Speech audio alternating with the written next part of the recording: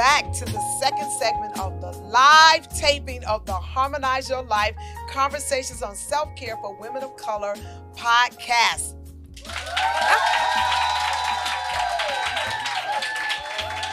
I am so excited to be in this room full of beautiful women who have gathered here with me at the TDK Boutique with our owner, Tanya Jackson. We're right here in Stockbridge, Georgia, and I'm so excited to be here. We have had a wonderful time already, fellowshipping with one another, eating, and I'm trying to keep them from shopping. They ready to shop.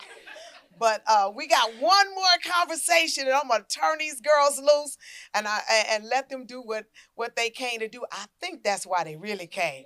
But anyway, but I am glad to be here, and I'm glad that you are a part of our podcast community by way of being on this podcast. If you are viewing us, you might be viewing us on YouTube, or you might be seeing some clips on social media, and certainly you can follow us on Spotify. I also want to encourage you to join the Harmonize Your Life Women's Self-Care Network. You can go to my website at drtonyalvarado.com and join the Harmonize Your Life Women's Self-Care Network. You can join at whatever level you are comfortable, and I promise you, you will be a part of a community of women who are concerned not only for themselves, but are concerned about our sisters. We are doing self-care in community in the Harmonize Your Life Women's Self-Care Network. Well, we're ready for another dynamic conversation, a very inspiring woman that's going to probably challenge us a little bit too. I love this about my soror. The Reverend Dr. Chanequa Walker-Barnes is our next conversation partner. She is a research psychologist focusing on ethnic minority families, African American adolescent development, and health disparities. She's a professor of practical theology and pastoral counseling at Columbia Theological Seminary, of which I am a 2009 alum. Author of Too Heavy a Yoke, I Bring the Voices of My People, and Sacred Self-Care. Dr. Chanequa also attended the 2025 Harmonize Your Life Women's Self-Care Retreat in Costa Rica. She's also been on our podcast previously, and I thought it not robbery, and I just knew that she had to be one of the voices to be with us in this live podcast conversation. And I know that you are going to be blessed by our conversation on today. So let's get into it. Welcome, yeah. Dr. Chanequa. Hey, it is so good to be here. First of all, let me just say this. You got to be a bad, bold black woman when you shave off your hair and walk in the room. I love that about you. And the first time I saw you, I was just mesmerized by your beauty. Oh, wow. I was just mesmerized by your confidence. And then I got to know you up close. Now, let me say this. You know, sometimes your reputation precedes you. Right? And it's a good one, because everybody kept saying to me, you know, my daughter, Dr. Nicole Hawkins, is one of your students at Columbia. Yes. And she kept saying to me, Pastor, you got to meet Dr. Chanequa. And then, of course, we have a lot of colleagues, and we share a lot of the same friends in ministry. Yeah. And so I kept hearing about this, Dr. Chanequa. You got to meet Dr. Chanequa. And, you know, you hear about people and you see them from a distance. And sometimes when you see them from a distance on a stage, and then you get up close and you wish you would have left them at a distance. On the stage. Yeah. But that was not the case with you. And once I got to know you and get to talk to you, and of course I read your work, and it's just been a joy. Oh, and then to find out you was my soror too. Girl, please. Anyway, thank you for being here with us today. Thank you for the invitation. I am so happy to be here. Happy to be back with familiar people, friends now, right? Yeah. Yeah, we kind of grow on people. Right.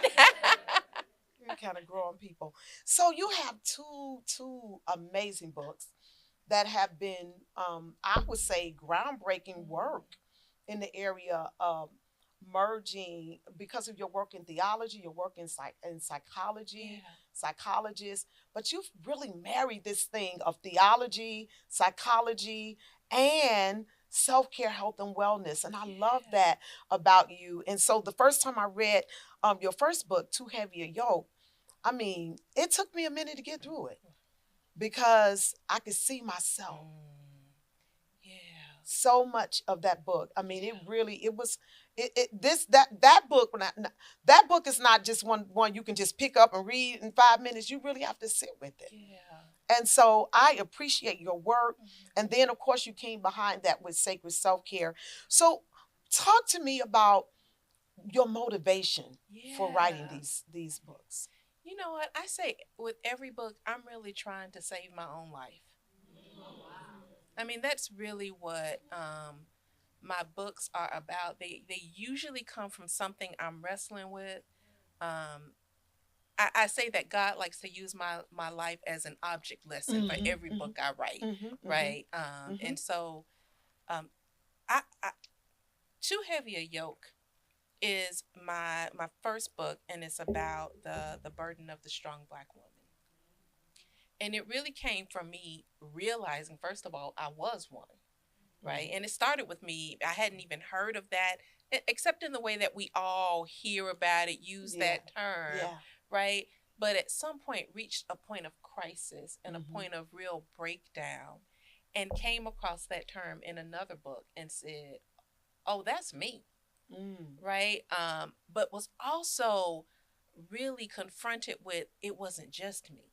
You know, it's like one of those things how sometimes you see something and you think you're seeing it for the first Yeah. time and you learn what something means, Yeah. and then suddenly you see it everywhere. Yeah. Right? It was that. It was, I learned, I saw that term, the strong Black woman. I recognized it in myself, and then I started recognizing it in everyone, right? And so I would be at church and women would get up to give a testimony, and I'd be like, "Oh, that's it too." Right? Or I'd be listening to the radio and people would call in and start sharing stories, and I was like, "Oh, she dealing with the same thing," right? And at the time I was working in I was a professor in psychology. I had a psychology practice. And I said, I think this is actually the thing that most of the Black women I see clinically are dealing with. It actually doesn't matter what we technically diagnose them with. I think this is actually the real diagnosis that so many people are coming in with. And so I began to really try to figure out what this thing was. A lot of people weren't writing about it. You get snippets of it here and there. But I said, I need to figure out this thing. What is it? Right? You know, I'm a psychologist. What are the diagnostic criteria? I need to know. And so I just started paying attention and sort of cataloging what I was seeing. And so I came up with these, these three key features of the strong Black woman. The first being emotional strength. We think we can handle it all. Right? This idea of I'm cool, calm, collected, right? No matter what happens to me, I can take it, I can deal with it. And then the second one was caretaking. We care for everybody around us, right? And it's not just the people we're in close relationship with. We're the person, I mean, like if you go to any corporation, and say, who's the backbone of this corporation? Who's the backbone of this department? Who's the person, if they left, y'all would fall apart? They're going to point to a Black woman, right? I actually had a white colleague once tell me that she realized that anytime she needed to delegate something and she needed to make sure it got done, she looked for a Black woman. Wow.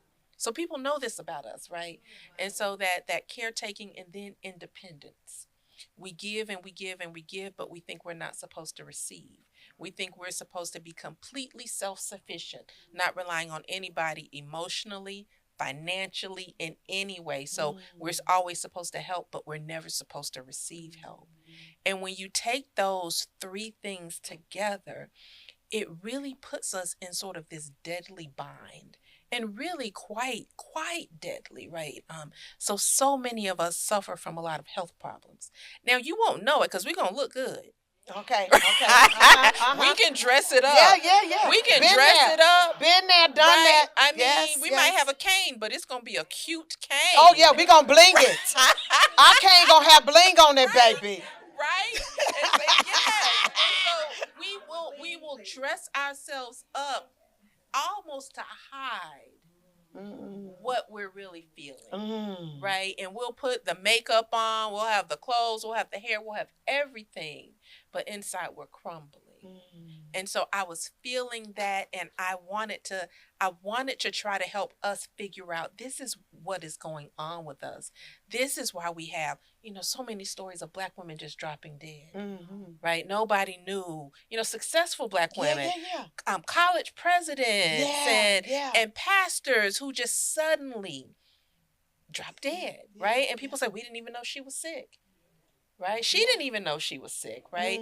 And so this way in which this tendency to always be looking out for everybody else. Those three things you said were emotional strength, caretaking, and independence. So that puts us in this situation where over and over again, we're experiencing health problems. We have the worst health of any race and gender group in the United States. And we lead in every disease. In every disease. We lead in. Yep. I think only Native American women have as high rates as us. And we know some of that is systemic, right? Yes. With food deserts and things like that. And majority culture and some of the things that we've had to endure. And we have, I would say, trauma. Yes. Even from just being Black in America. Yes. Right? Yeah. And but then a lot of it, the World Health Organization says many of our diseases are lifestyle diseases. Yes. A lot of them are lifestyle diseases. Now, I'll say we have all inherited a sort of bad rep, right? In terms of being many of us descendants of enslaved people.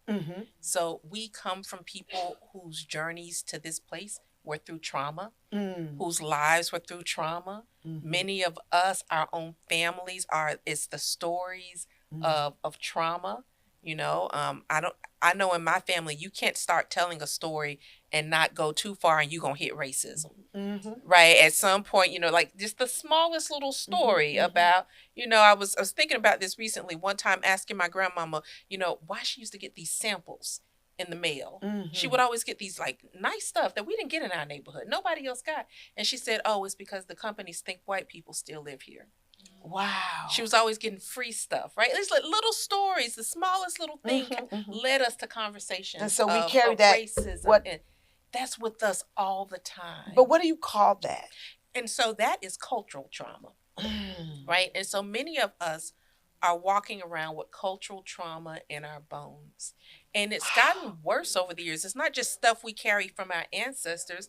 It's, if I ask how many of you have watched at least one video of a police shooting of an unarmed Black person. Watching someone die or watching someone get assaulted is one of the key criteria for PTSD. And we are sitting here on our phone, like exposing ourselves, right? Over and over again to what is traumatic. And so we carry these stories with us. And you said we carry that in our bones. We carry it in our bones. Wow. And so there is, we now know that trauma is not just something up in your head. Right? It actually infiltrates your body.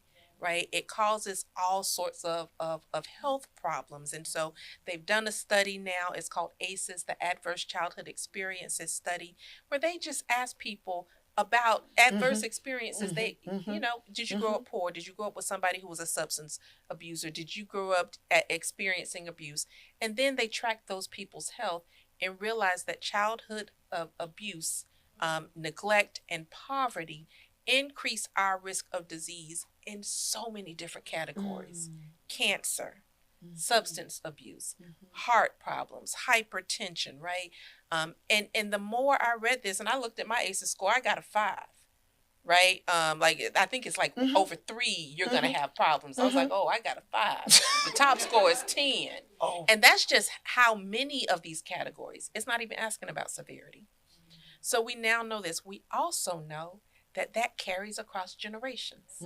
So we've got a lot of research showing that women who were sexually assaulted as children, not only do their bodies look different, their brain neurochemistry is different, their children's brain neurochemistry is different. We know from survivors of the Holocaust that trauma gets passed down at least 2 generations. Mm. Right? The survivors, the grandchildren of Holocaust survivors, their bodies look more like they experienced the concentration camps. And so many of us we don't even know that that's what's in our bodies. We can't figure out why we keep getting sick. And in my family, we have a lot of illness. And we kept trying to figure out what is going on over here. And then some illnesses run through families. And the illness is running through families, right? And so we were trying to figure out, why do we have all these illnesses? And they seem to be on this one side of the family, right? And so part of that, that's a trauma story, right? Like, because his great-granddaddy could pass for white, but we didn't have no white relatives. Say Y'all hear what I'm saying? We hear what you're saying. Great-granddaddy could pass for white, but we didn't have any white relatives. There were no love stories in our family of Black and white people, right? Which means somebody was raped, right? And so that's the side of the family that actually has all the disease. Wow. Right? And so this is what we're living with. So for me, it was putting those two things together, because people are always talking about how great Black women have it, right? How educated we are. We're the most educated group in the world. Sisters always got it together.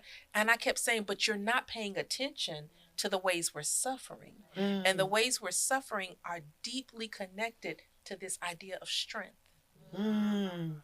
Such too heavy a yoke. Yeah. The burden of strength. Yeah. That's and then you come behind it with sacred self-care. Yeah. To kind of help us work that out. Yeah. So talk about that one. So in Too Heavy a Yoke, it's kind of unpacking. This is what the strong Black woman is. And I resisted writing that book. It took a while because I didn't quite know, what else am I trying to do? What am I trying to get Black women to? And sort of at the end of that book, I just kind of say, and practice self-care, right? But, as the old people say, sometimes just keep living, baby. I had to keep living it.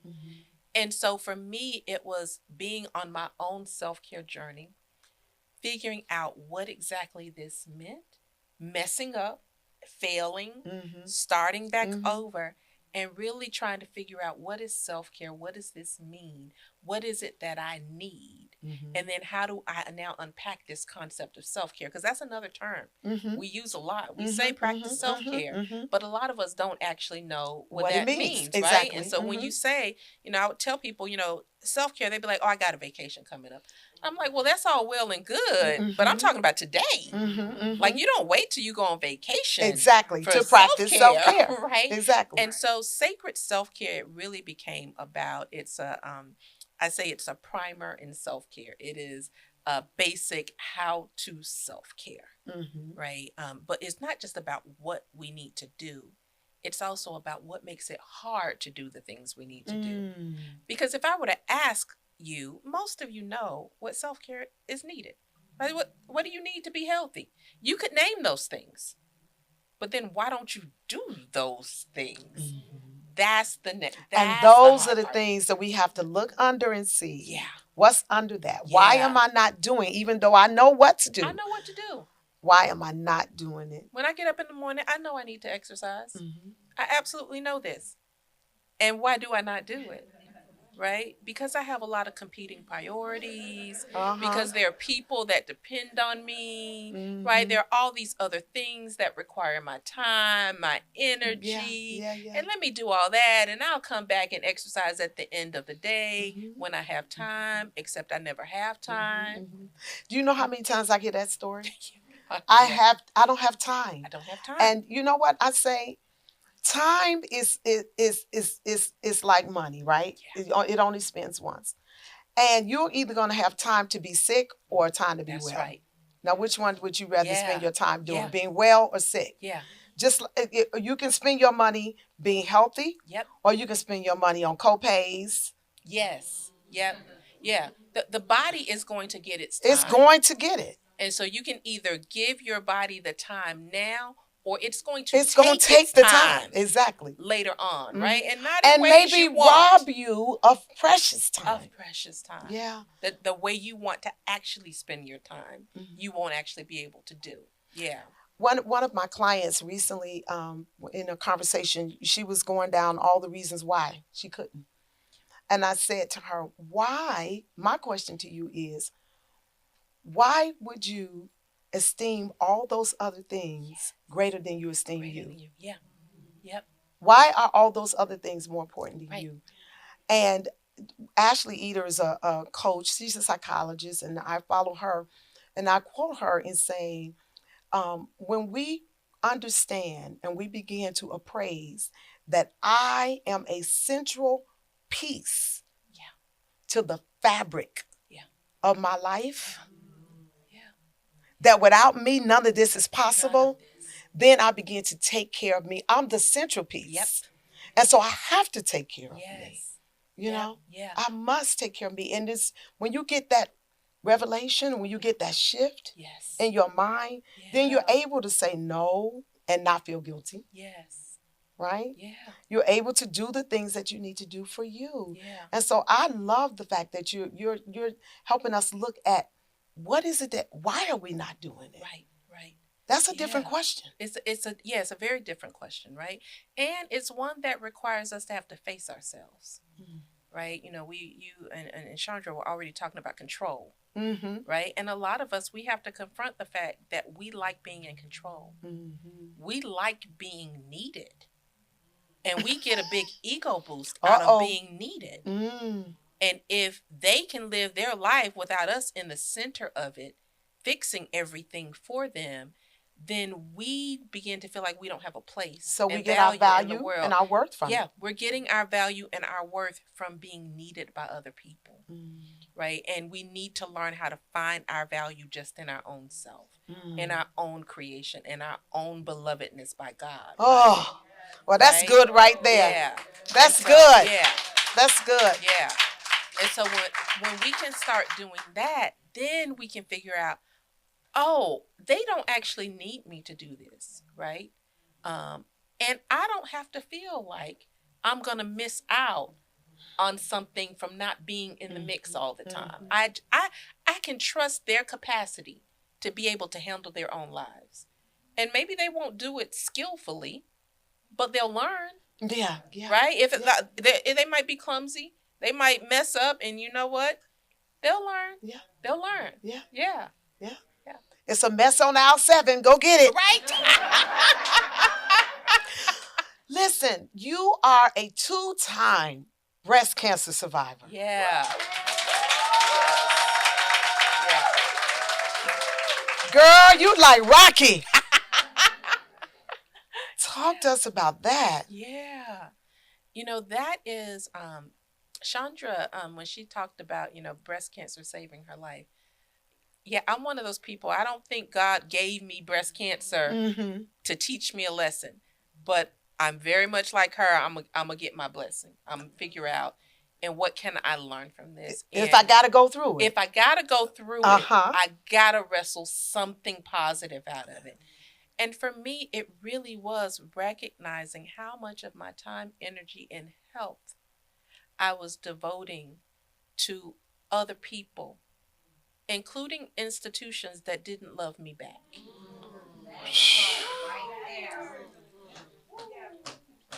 And so realizing that I should have charged these women coming here today. Because we're getting some, this is therapy. Yeah. But yeah, I had to realize these institutions didn't love me back. They kept right on going, right? And they were going to keep on going if I survived or not. And so when you talk about, there is never time. Nobody is ever going to give you what you need. And I realized I have to learn to take it, right? I have to take my authority to craft the life that I need. And nobody else is going to do that. And they'll say all the nice things. Oh, we're so sorry you're going through this. And then at the same time, they'll try to put more and more work on you. Right? And so I finally realized that for me, And it really took my second diagnosis. The first one was a shift.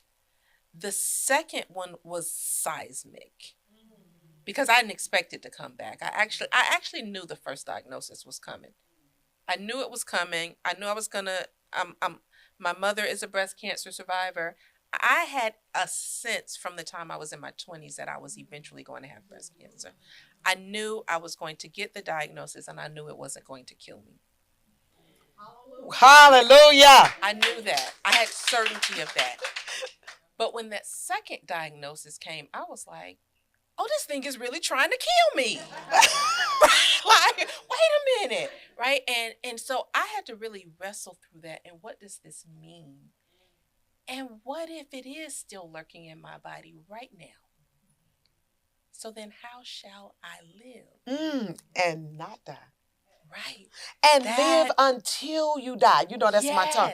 Live until you die. Right. And so that for me became my wake-up call that, oh, right, tomorrow really isn't promised. The only life I have is today. Right? The only time the body has is today. It's time to live. And it's time to enjoy myself. And it's time to take care of me. And there's no more putting off. When I get this age, I'll do these things. Or when I get to this stage in life, I'll do these things. The only time I have is now. Come on. Yeah. I got one last thing. You talked about being a part of institutions that don't love you. Let's talk about living in a country that don't love us. Yes. We are seeing that. So you and I, and probably several women in this room are part of what we call now the 92%. Yeah. Yeah. And so there is this move, this underground movement of Black women who are saying, you know what? We out. We out. We're resting. Yeah. We're tired. Yeah. And so talk to us. What is your thought on the idea of rest as resistance? Yeah. It's interesting. I saw somebody just about a week ago post something saying self-care is not resistance. And I disagree with that. Mm-hmm. I think self-care is absolutely resistance. Rest is absolutely resistance in the face of a system that is trying to destroy you. And so I think, there's this idea, there's this quote from an Audre Lorde poem, "We were never meant to survive," right? After slavery, after Jim Crow segregation, this system didn't want us, right? They could no longer exploit us for our labor. They don't want us. They don't need us. They're telling us in a lot of ways, very explicitly now, they don't care about our life and our well-being, right? They want us to be gone. And so in the face of that, survival and thriving and flourishing is absolutely resistance. Yeah. Anytime that we break the powers and principalities that are over our health, when we refute health disparities, when we say, I'm not going to be another statistic of fatal heart attack, of stroke, I'm not going out that way. Anytime that we do that, we are actually practicing resistance. We're embodying resistance. So I'm an activist, and I'm one people who's saying, y'all got it. Right? Like right now, a lot of this problem is white people's work to fix. Because we have pushed this thing.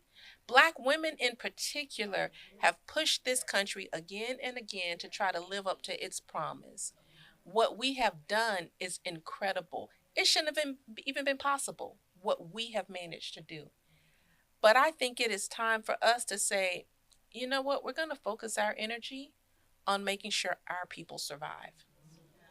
Y'all got it. Somebody else needs to step up and do this, because right now we have to turn inward. And so I believe, and there is absolutely resistance that must be had, but so much of our resistance is in our bodies. Because if we create a different world, but we're not around to be in it, we're dying early, then what's the point of creating that different world? Oh, that's so powerful. Thank you so much, Dr. Yeah, Chanequa. thank you. So I just want to leave that word in the room. I want us to gift the women. And if I was in church, I'd tell them touch 3 people and say resist, resist, resist. Resist. Yes. Why? Because self-care is It resistance. is absolutely Rest resistance. is resistance. Yes. And I said, I saw a meme the other day on social media that said, while other people are flipping out, Black people are learning line dances with fans. Yes. That's our boots on the ground. Yes. Thank you again. Can y'all help me thank my guests? Dr. Chanequa. All right. We are going to get ready for at least one question. You got one question. We got a burning question in the room, and we want you to answer it. All right, we have a question from a young woman. She's not the youngest one today. I'm not the youngest. This has been such a privilege to listen to you speak. And I'm happy that I got to meet you and listen to you when we were in Costa Rica. But when you were talking about like the diagnosis of being a strong Black woman, what is your advice for younger Black women as we are trying to navigate through this space of like being a strong Black woman and living into being a strong Black woman, but also taking care of like knowing that sometimes it can kind of be a problem of being a strong Black woman and not taking care of ourselves? Do you have any advice for like the younger generation of like how to be a strong Black woman, but also taking care of yourself? Yeah. Good That's question. a good question. I love that question because it doesn't assume that we need to reject the strong Black woman. And we don't, right? The strong Black woman is actually a gift that was formed by our ancestors, right? It was Black women very intentionally formed this sort of armor as a way of protecting themselves against about what that the at the retreat. world was throwing at them. And the world still throws stuff at us. So sometimes we have to armor up. The difference is we have to learn not to live into the armor. What they often did was they put the armor on and then they kept it on. So we get to take it off. We get to take it off. And so there are times when I know, all right, I got to armor up. There are times when it's like, there's a lot that I need to get done. So and I have to armor up. And I'm going to have to armor up today. I'm going to be facing this challenge. I have to armor up today. But also what I do now is I plan, when am I taking it off and how am I replenishing myself, right? And so that becomes the difference. And can you talk about what that armor needs to look like? Because sometimes even when we say we're armoring up, right? Sometimes the way we armor up is not healthy. Yeah. So what does that armor need to look like? What type of spiritual disciplines and things that we need to do that become a part of that armor? Yeah. I mean, sometimes the way we armor up is we do sort of bracket our feelings, right? It's like, okay, I don't have time to feel this because I need to get through. But then how do you reintegrate? And so for me is if your armor means I'm going to shut down my feelings for a while, well then sometime during that day you need to reconnect and feel that thing. So now I need practices to help me recognize that, right? So for me, mindfulness is key for me because I need to be aware of when I'm armoring up. I don't need it to be a reflex. I don't need it to be something that happens outside of my control or my knowledge, but I need it to be, okay, in this meeting, I'm about to go in here and, right? And then after this meeting, let me set up this flotation therapy appointment because I need to go, right? Or I'm going to exercise. I need to go walk right after this and get this out of my system. So for me, it's really about knowing ourselves and paying attention to ourselves so that we know what we need, what is called on us in the moment. But then what do we need after that moment, Okay. so that we can reintegrate who we are, right? Where's my vulnerability? And that just takes some discernment, right? When can I be vulnerable? And when am I in a space where it is not safe for me to be vulnerable? Right? And that's a little bit of trial and error in learning that, right? Okay. And when am I gonna risk it and not care if they can't deal with it? Right? All of that is part of knowing ourselves and knowing what we can handle. Okay. So we all have to have practices that help us to be in touch with ourselves. Okay. Yeah. Thank you. Yeah. Thank you so much. Yeah, Dr. thank you. Chanequa, you are something. I love it. Oh my God. Can we thank Dr. Chanequa Walker-Barnes?